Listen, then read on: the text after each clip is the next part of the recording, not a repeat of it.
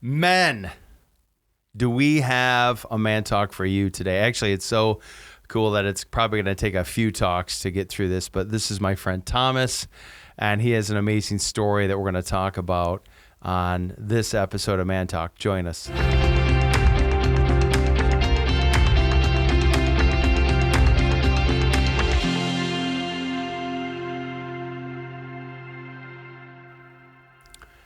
Thomas, glad to have you here. This is my friend Thomas Musa. He's on Man Talk today, and he has an amazing story.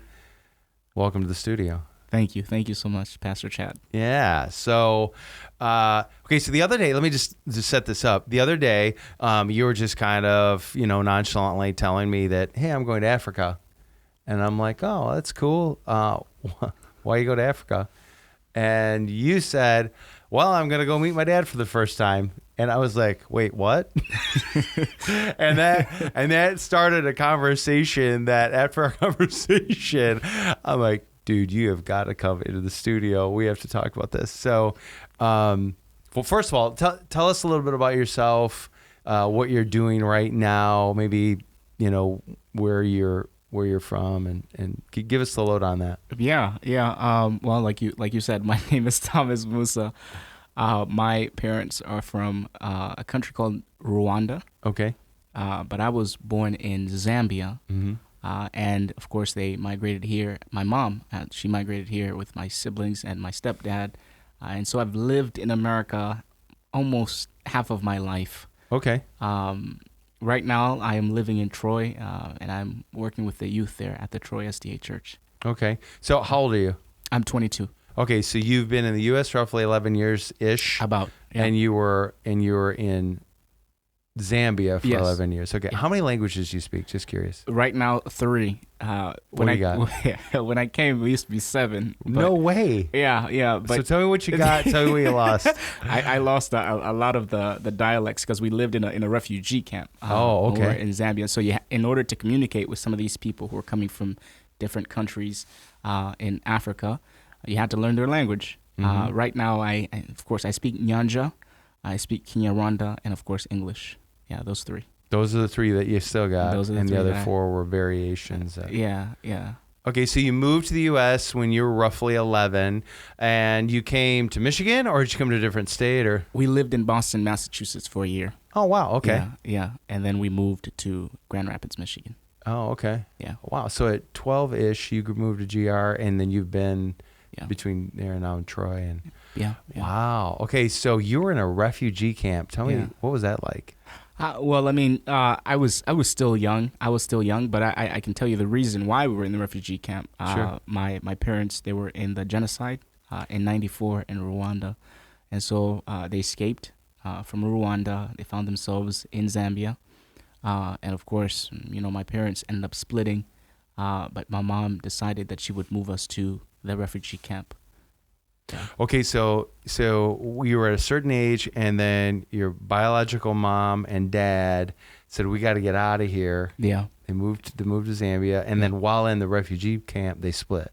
So or no? So they actually split in Lusaka, Lusaka, Zambia. That's the capital city of Zambia, and that's when my mom decided to move us to the refugee camp. Okay, got it. Yeah. And then how did you get here? How did I get to America? Yeah.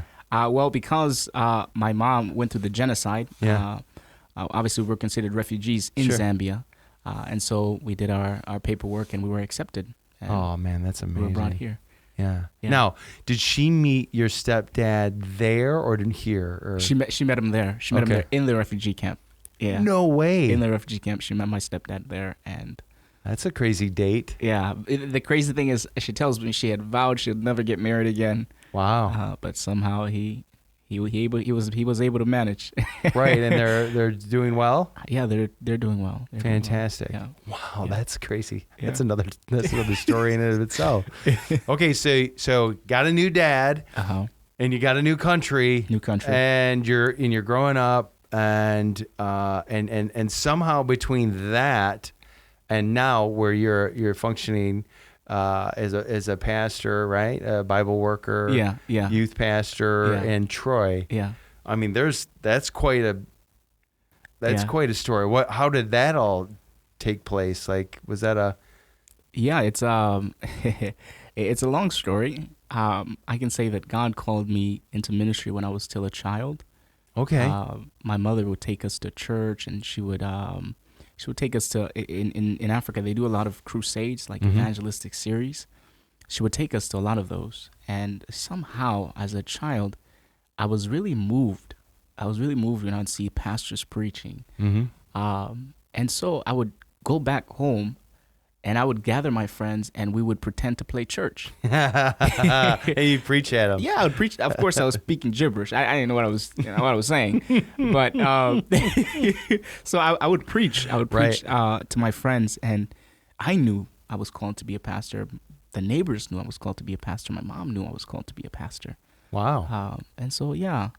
Of course, I lost that once I came here, became a teenager, and Okay, yeah. so you went through a time where There were times I was you like, forgot the oath. forget it. Yeah, I forgot Yeah. the oath. It's like, forget it. So then you went to now. Let me ask you this: how much did you know, or how old were you when your biological father was no longer in the picture? I mean, do you even remember him? Ooh, I really don't. I have no recollection of him. I Okay. don't remember ever seeing my father as a child. Okay, so and you went through some pretty, I would imagine, some pretty tough stuff if you were coming out of Rwanda, and I Yeah. mean stories that, yeah. Yeah. So you don't remember him. You're going through your high school. How was your college? You have good college experience? Yeah, I mean, I had a okay college experience. There were some good and bad experiences, but overall, if I were to do it again, I'll probably do it again. Yeah. But somehow during that time, you make the decision. Yeah, I still want to continue in ministry. It was actually in high school. Really? Okay. Crazy story. I was on a mission trip. There was a really nice man by the name of Jeff Young. Mm-hmm. Took us on a mission trip to Lower Brook in 2018. And we were there at Lower Brook, and I remember this guy. You know, I guess he was just trying to explain the Gospels through the stars. I don't even remember exactly what he said. Really? But I remember God speaking to me. It was not really in an audible voice, Yeah. but it was through it like a strong impression. Okay. Yeah, it was like, Thomas, you're called to the ministry. Why are you running away? Wow. Why are you running away? And it was there at that mission trip that I made the commitment. I need to go back to what God was calling me to do. Because, my friends and I, we were planning on, going to a school, a school in Nebraska and studying to physical therapist and just making money. Right, yeah. Nothing wrong with physical therapy, and money can be whatever. But God's like, no, that's not my plan. Yeah. Wow, very cool. And so then you went and you've got some training. Obviously, you're working in Troy. Kind of want to transition now to like, when did you first talk? Did you just meet him for the first time in Africa, or Are you talking about my father? your father? Yeah, like how'd that happen? Like, when was? Because you never had met him. What age were you? Like, hey, Mom, tell me about Dad, or Yeah. I was. The crazy thing is, I had a stepdad in my house. okay, So I never really asked much about my father. okay, My mother didn't really say much. She would say some things here and there, but she wouldn't say much. Most of what I knew about my father, I'd say I probably learned from my siblings. They were older enough. They knew who my dad was. They had heard some stories here and there. And it seemed like my mother was more open with my siblings than me. But really? So your siblings know more. they know more. Are they older? They're older. Okay, They're so older. are you the youngest? No, not really. I'm the third. I still have 3 other ones below me. So how many brothers and sisters do you have? Do you want me to count with my dad's other kids? Give me everything. Yeah, I don't care. What do you got? In total, I was able to count. We're like 12. So you have We're 12 total. So 11 brothers and sisters. Yeah, there's some I haven't even met. Yeah, Wow. There's some I haven't met. How many are with you? Like, grew up in the same home in Grand Rapids? We're 6 here. Okay, so there's 6 here, and there's 5 others from your. Now, are all of those your brothers and sisters? Are they all your dads or like your stepdads or like these Yeah, are the ones below me, the three below me, they're my stepdads. right? Yeah. Yeah, and then of course my biological dad, he had other children with other women. How many kids does he have? Do you know? Does he have? Well, I mean, are you including like my siblings here as well? in Yeah. total? How many kids call him dad? Ooh, okay. So he has about, let's say, 5 over there, 8 here. So 8 in total. Okay, 3 all here, right, and then okay. 5 there. 8 in total. Okay. Okay. Yeah. So does he? Are they living with him now or No, okay? not at all. No, Okay. not So at all. he's by himself. He's by himself. Oh, okay. Yeah. So you getting back to when's the first time you talked to your dad? How old were you? And How old was I? I believe it was probably in the year of. Was I 15? Either 2015 or I was 15. One of the two. My dad called. oh, so he contacted you. Yeah, he contacted me. I think it was through my mother's device. Somehow he got my mother's number and he called and he wanted to talk to me. Mm. He had hit rock bottom. Mm. He had hit rock bottom. This is the first time I'm hearing from my father. Never heard from him before. So What was that like? Hey, it's when he started talking to me, the first thing that he asked me was for money. Because No. he'd hit rock bottom. Oh. It hit rock bottom. Hey, can you send me money? I need money. And I was very angry. Right. I was extremely angry, and I cussed him out. Yeah. Like I cussed him out on the phone. I was like, I Oh. don't want to hear from you. Like how can you call me and then the Mhm. first thing that you want to ask is money? Right. Like, you don't even. How are you? Like nothing. Right. So yeah, I was extremely angry and bitter towards him. Yeah. Man. So that was just the end of was that the He end of hu- the conversation was, hey, can I get some money? And you're like, He hung Told up him- on. He hung up on me when I cussed him out.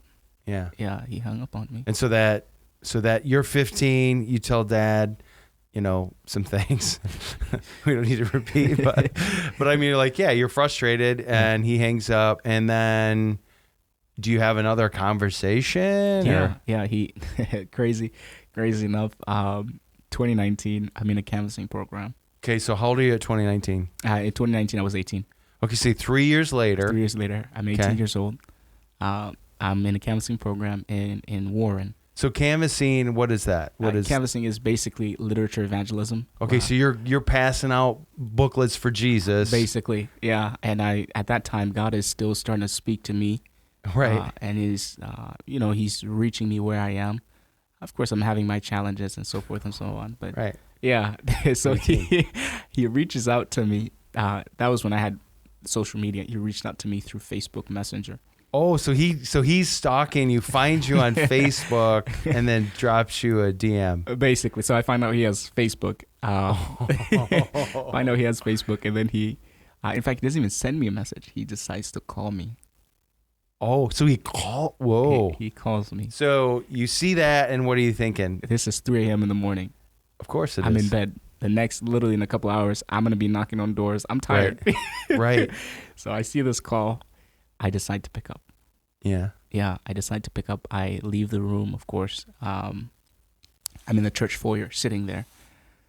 And this time it's a different experience. I don't cuss them out, nothing. Right.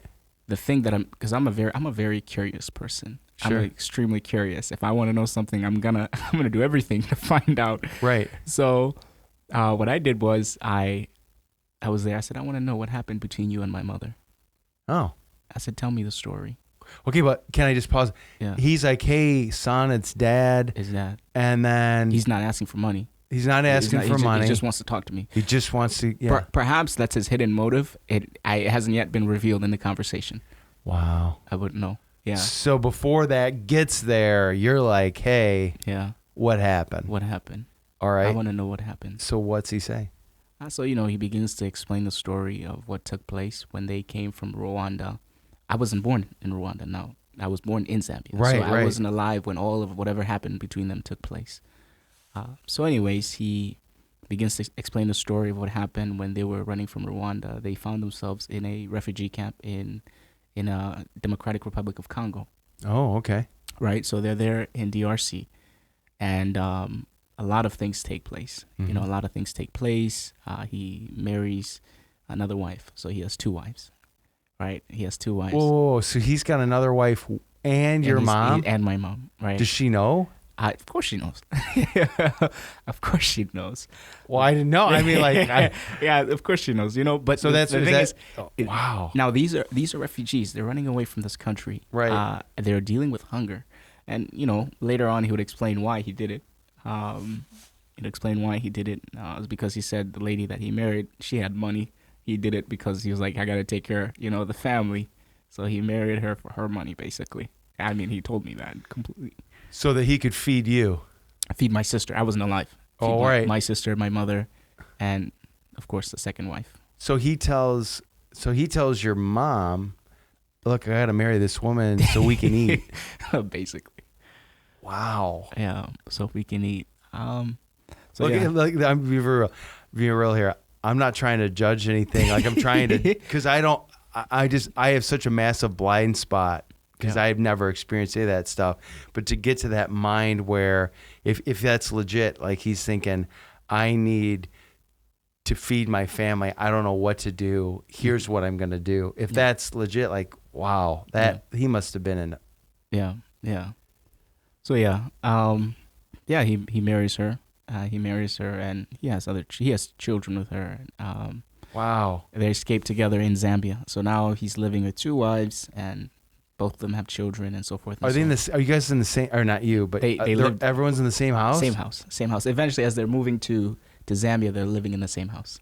Wow. Yeah, living in the same house. And then you're born. Yeah, born in 2001. So you're on the phone and your dad's like, I married this woman so that I could take care of my family, basically, and raise you. Mm-hmm. So how do you respond to that?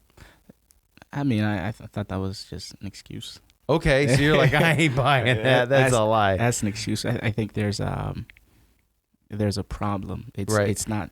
I wouldn't necessarily say that he did it because he needed to provide for the family. Because there were other people in the refugee camp who had one wife. Right. They were not marrying other women. Right. You know, I think there was just a problem that he was so that's where he landed. Like a sexual problem. So so you respond and to that. Then where's the conversation? Is that the end of the conversation? Are you done talking or what else do you just talk about? So yeah, I mean, he explains the story from his perspective, because he thinks, at least he has this idea that my mom somehow has indoctrinated me and she has painted a terrible picture of him. And which is okay. So that's a question I had for you is, what does your mom say about him growing up? Like, does she set you up? So here's the thing. My mom, like I said, my mom never really said much. Only like a couple of things here and there.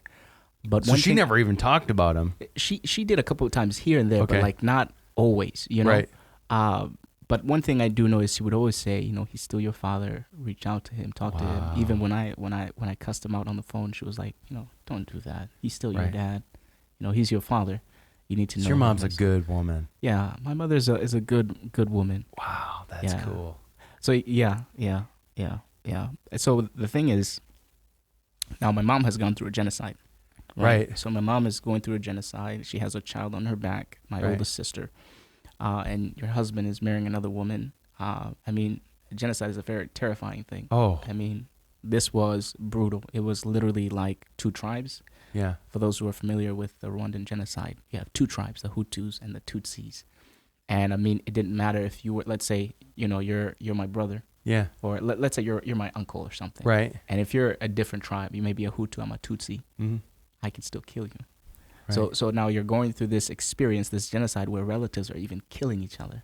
Wow. So my mom has experienced this trauma. Right. And my father, he was also an alcoholic.